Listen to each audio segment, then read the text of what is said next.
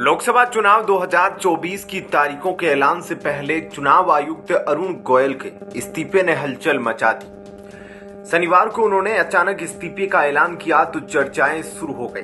कहा जा रहा है कि अरुण गोयल ने मुख्य चुनाव आयुक्त राजीव कुमार से मतभेदों के चलते हुए ये कदम उठाया है। इस बीच कांग्रेस ने यह भी सवाल किया कि इस्तीफे की वजह वाकई सीईसी के साथ मतभेद है या फिर अरुण गोयल भी लोकसभा चुनाव लड़ने की तैयारी कर रहे हैं। विपक्ष का कहना है कि अरुण गोयल भारतीय जनता पार्टी के टिकट पर चुनाव लड़ सकते हैं। अरुण गोयल लोकसभा चुनाव लड़ने की इच्छुक है, इसलिए इन्होंने चुनाव आयुक्त के पद से इस्तीफा दिया है। लेकिन बड़ा सवाल यह है कि क्या अरुण गोयल चुनाव लड़ सकते हैं।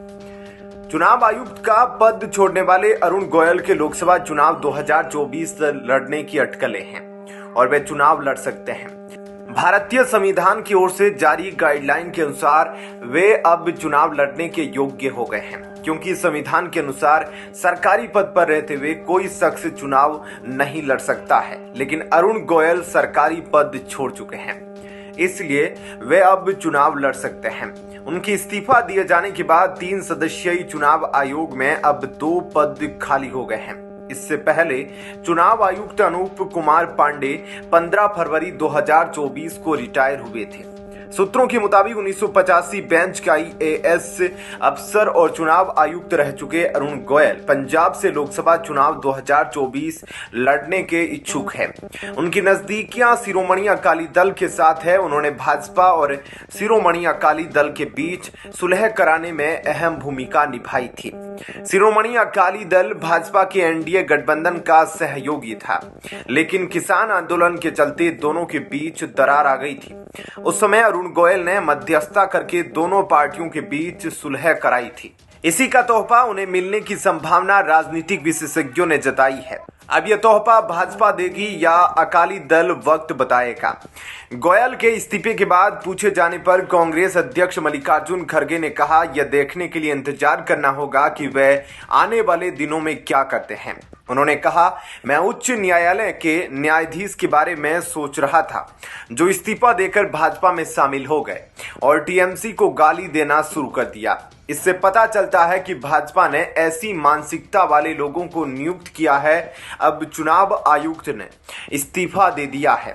हमें यह देखने के लिए कुछ समय इंतजार करना चाहिए कि वह क्या करते हैं। नए निर्वाचन आयुक्तों की नियुक्ति के लिए नामों को अंतिम रूप देने के लिए प्रधानमंत्री की अध्यक्षता वाली उच्चाधिकार प्राप्त समिति की बैठक 15 मार्च 2024 को होगी। निर्वाचन आयुक्त अनूप चंद्र पांडे की पिछले महीने सेवानिवृत्ति और अरुण गोयल के अचानक इस्तीफे से निर्वाचन आयुक्तों के 2 पद खाली हो गए हैं। प्रधानमंत्री की अध्यक्षता वाली चयन समिति में एक केंद्रीय मंत्री और लोकसभा में कांग्रेस के नेता अधीर रंजन चौधरी शामिल है। समिति की बैठक 15 मार्च को होगी और निर्वाचन आयुक्तों के रूप में नियुक्ति के लिए नामों को अंतिम रूप दिया जाएगा। इसके बाद निर्वाचन आयुक्तों की नियुक्ति राष्ट्रपति द्वारा की जाएगी। सूत्रों ने कहा कि पांडे की सेवानिवृत्ति और गोयल के आश्चर्यजनक इस्तीफे से बनी रिक्तियों को भरने के लिए 2 नए निर्वाचन आयुक्तों की नियुक्ति 15 मार्च तक होने की संभावना है। ऐसे में क्या कहना है आपका, कमेंट सेक्शन में इस पर अपनी राय जरूर दीजिएगा। जय हिंद, जय भारत।